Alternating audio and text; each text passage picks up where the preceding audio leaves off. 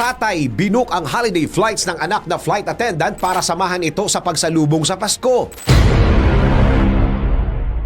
Kung ilalarawan ang pagmamahal ng isang ama sa kanyang anak na babae sa makabagong panahon, princess treatment ito kung tawagin. Katulad na lang ng tatay na ito na matyagang naupo sa eroplano at lumipad sa ere buong Christmas holiday para samahan ng kanyang flight attendant na anak sa duty nito. Ang nakakaantig na kwento ng mag-ama na ito, ika nga nila hindi mahalaga kung saan ise-celebrate ang Pasko, kung ano ang handa at kung gaano ito kagarbo, basta ba kumpleto at sama-sama ang buong pamilya. Ganyan ang ginawa ng tatay na si Hall Vaughan noong Kapaskuhan noong 2018 na piniling salubungin ng Pasko habang nasa ere. Ang anak kasi ni Hal na si Pierce ay isang flight attendant na naka-duty noong Christmas Eve.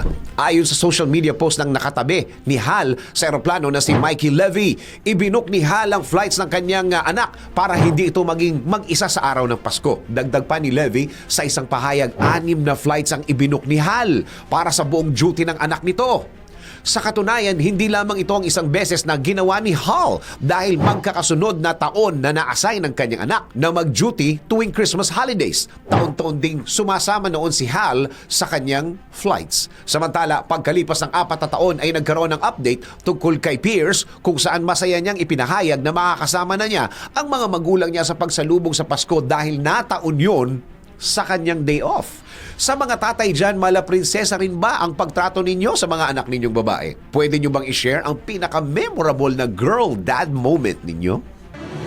DWIZ Research Report. Report. Thank you for watching. Tuloy lang ang panonood at pakikinig ng tamang balita sa DWIZ News, DWIZ News FM Regional, DWIZ News TV, Aliw Channel 23, nationwide. Mag-follow, like, subscribe at i-share ang aming mga social media accounts.